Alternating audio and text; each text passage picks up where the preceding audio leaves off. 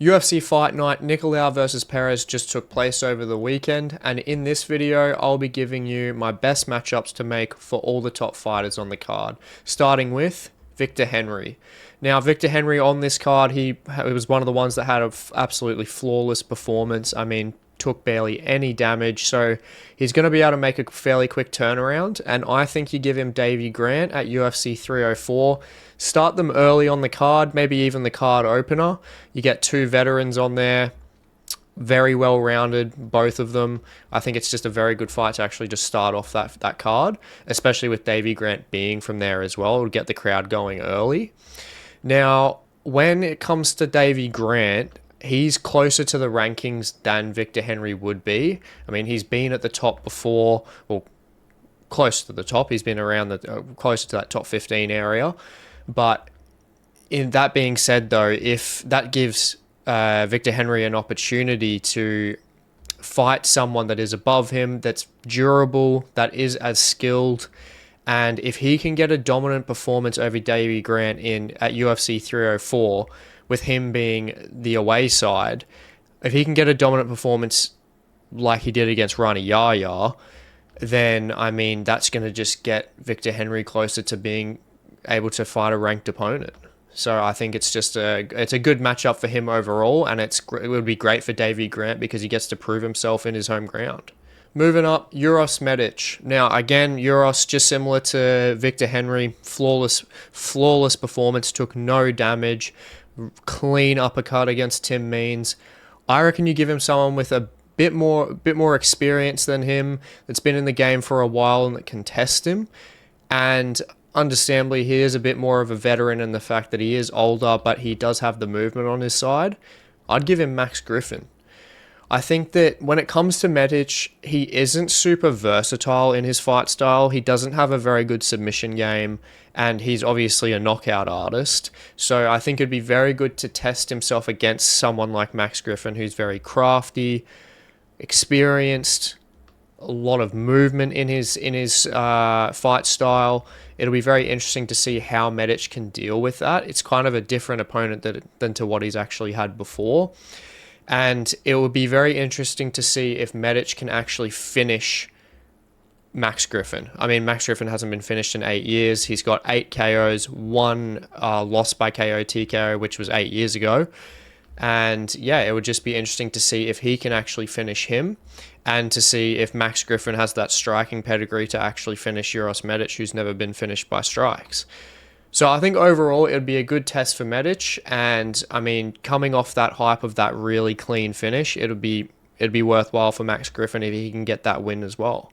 I reckon you put that on an early August fight night. Up next with David Onama, I reckon you give him Billy Quarantillo. Billy is a veteran with a good name. It'd be a fun fight to watch. I mean, Billy Q's got the clinch striking. He's got very good knees. It's a good chance for him to beat a hyped up-and-comer as well. And most importantly for Billy Q, it's to get his consistency back.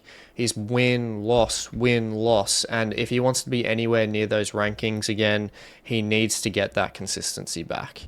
And then, clear as day for Onama. I mean, he just needs to get a win over a good name to get really close to those rankings. And I reckon with this fight, I'd probably put it for probably like a September fight night, maybe early September. Obviously, David Onama didn't take a lot of damage in this fight, but I mean, it's still a 3-rounder. And, you know, there was a lot of energy used, and I think it'd be good for around early September. Moving up with Jhonata Diniz, had a good performance in that second round, dominated Austin Lane and finished him. Now I reckon it's time to give him someone that's a bit more experienced, and I think it would be good to give him Jamal Pogues. Be a good test for Diniz moving up in those rankings. When you look at Pogues, he doesn't really have that much of a submission threat, but he's got that MMA experience. And that's something that Diniz needs to face. I think it would be good for Diniz to be going through the rankings or up to the rankings, is to get people with more MMA experience, and then getting that MMA experience more himself, and then fighting those fighters that have more submission threat and see how he deals with them. Obviously, it is pretty difficult in heavyweight, but I mean, if he can manage to to plan out his fights like that, then he'll be doing some damage in the heavyweight division for sure. He just needs to make sure that he's fighting those submission-based artists at the right time. Like if you're chucking him in with a Jailton Almeida right now, he's just going to get absolutely annihilated. So, I mean, he needs to be built up properly.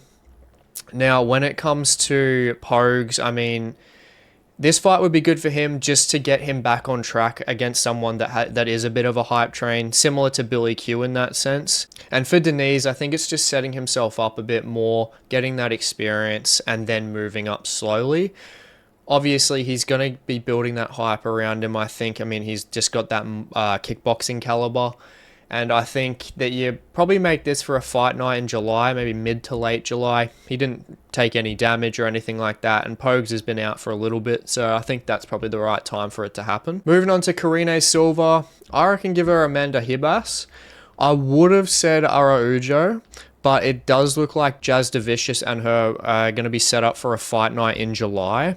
So obviously that's off the cards. And I like this fight better, to be honest. I like it better than the Araujo fight. I mean, first of all, both of them have very advanced ground games. Ribas has never been finished by submission. Karine's only been finished once.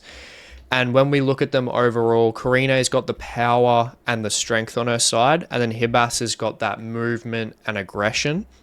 So I don't see this being a fight where they're pacing themselves at all. I think it's definitely a fight that is most likely going to end in a finish, and I think that's something that flyweight division really needs.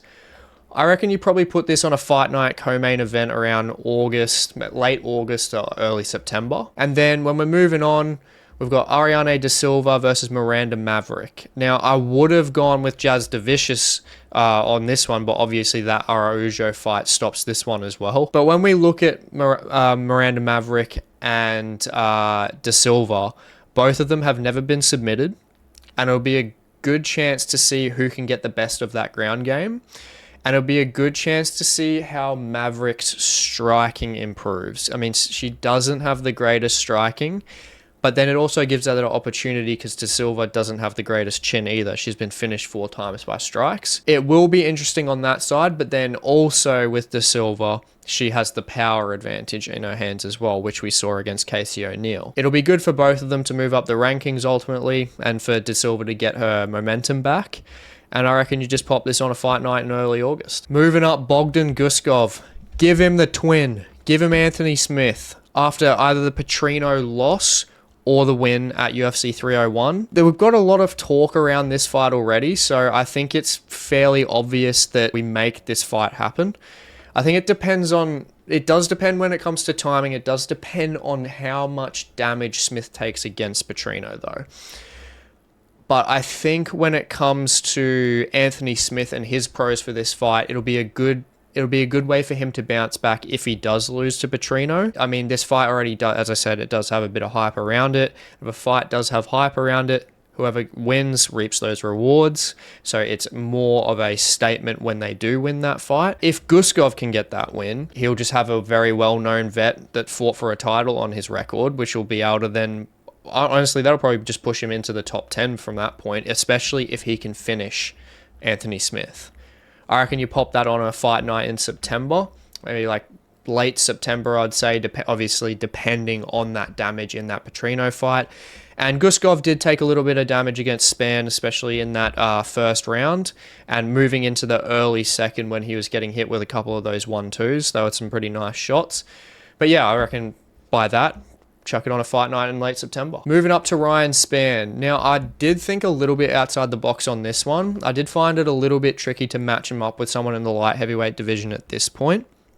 But I think what would be really good for him and for this fighter to then definitely get the momentum back, Alex Gustafsson. I think Alex Gustafsson's return, both of them are lengthy, technical fighters, never fought before, and especially for Alex Gustafsson, after that Krylov loss, that very quick finish, it'd just be good to see if Alex has still got it. Obviously, we know back around 2009 to 2013, 14, he was the top of the range in light heavyweight. I mean, he almost beat John Jones. I had that 48-47 to John Jones, and it'd just be amazing to see him get some rhythm back.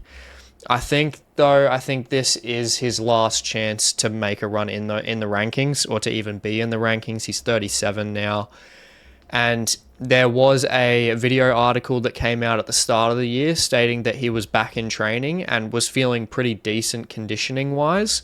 So I think matching up with him slowly progressing, Gustafsson slowly progressing into being in fight ready shape, with also having Ryan Spann recovering from that TKO loss, I do think that this will be a good fight to make. And for Spann, I mean, it'll give Spann an absolute legend to put on his record if he wins. I reckon you put that on a August to September, late August, early September fight night. Moving up to Alex Perez. I reckon, honestly, with Alex Perez, give him Brandon Moreno. I think just in the way that it lines up, the way it matches up in terms of the timeline, because we know that Moreno is taking an extended break for his mental health. He came out with a post about that not too long ago. It was about a week ago. And Perez has just had back-to-back fights, which pretty much accumulated up to 25 minutes of fight time. So they should line up well. And when it comes to the fight specifically, both are very well-rounded, and it should obviously make for an exciting fight between those two, especially if we see the striking at that level that Perez beat Nicolau with. We know that Brandon Moreno is very well-rounded. He's got very nice striking, very nice leg kicks, very nice overhands. So it'd be very interesting to see how Perez and Moreno match up if Perez is on that prime striking form like he was against Nicolau. And I mean, it just gives the opportunity for Moreno to stay at the very top of the division. I think it is a great opportunity for him to get his momentum back against a guy that has just been revolved around that division for so long. And then if Perez can beat that former champ, I mean, he definitely has that chance of getting that second title shot. Obviously, it didn't go his way in the first title fight against Davison Figueiredo. So, I mean, if he can earn this back after destroying Nicolau and then going into fighting Brandon Moreno, if he can somehow get a finish in that fight, if anyone finishes Brandon Moreno at this point in time, they are getting a title shot. I'm very confident about that, especially with Moreno's chin and his submission defense as well. It's just so hard to get him out of there. So yeah, I mean, very exciting matchup for the both of them, and I think this needs to happen around, I reckon, headline a September fight night, or late September or early October, obviously giving them both that time off, or put them on the early part of the main card for UFC 307. Now onto the last matchup, Matheus Nicolau. This one was probably the hardest matchup to make, I would say. It's just very difficult in terms of there's a lot of what ifs. I think in the flyweight division at the moment, especially with him being in the middle of the top 10, there's a lot of fights where fighters could fight other fighters, like you've got Pantoja versus Urseg, and then you've got Tim Elliott versus Tatsuro Taira. And you need to be thinking about, okay, out of these fighters, if they win or if they lose, who can Nicolau then fight? You've got Kai Kara France and Manel Kape as well. Who could he fight out of those? I think the most likely outcome, though, out of all the fights that could be made in the flyweight division for Nicolau specifically, depending on if the matchup goes the way it's going to go, I'm going to go Tim Elliott 2. Nicolau versus Tim Elliott 2. We have Tim versus Tatsuro Taira coming up on the 19th of May on the fight night for Edson Barboza versus Lerone Murphy. And when it comes to that fight, I do think that Tim is a little bit too crafty on the feet for Taira at this stage in Taira's career. And in terms of stating that time in his career, Tim has so much more experience than him. I mean, I think that he will be able to outland him on the feet. Tim was outlanding Nicolau on the feet, and Nicolau's hand speed is very fast, and I think a fair bit faster than Tatsuro Taira's. And Tatsuro Taira is a very traditional, he doesn't have a very high output. He doesn't utilize a lot of combinations. And I think that against someone like Tim Elliott, that's going to be a bit of a struggle for him. And I think especially when it comes to a 3-rounder, I think Tim is crafty enough to get it through to a decision. And when it comes to Tim's experience as well, especially as of recently, he's coming off that Mikhaev fight. So obviously Tatsuro Taira, his best game is his wrestling game and his submissions. But coming off that Mikhaev fight, Mikhaev is just an upgraded Tatsuro Taira at this point. And realistically, Tim Elliott did not do too bad at all against Mikhaev in the grand scheme of things. And I think when you look at his performance against Mikhaev and then you translate that against Tatsuro Taira, I think that Tim Elliott against Tatsuro Taira, I think that beats him. I think that beats Tatsuro Taira. Now, when you look at that first fight, Nicolau beat Tim 2-1. But if Tim can get this back after that Taira win, it'll put him right back in the mix, especially if he goes from beating Taira to beating Nicolau. He's borderline almost in that top 5 at that point. And Nicolau just needs this win to stay in the top 10. So it's a very important fight for both of them, especially with Tim being the age he is and Nicolau on the downward slope that he's having at the moment. So I think you make that a co-main event for a fight night in October. I hope you enjoyed the video, and if you want to see more MMA based content, please like, comment, subscribe, and have a good one.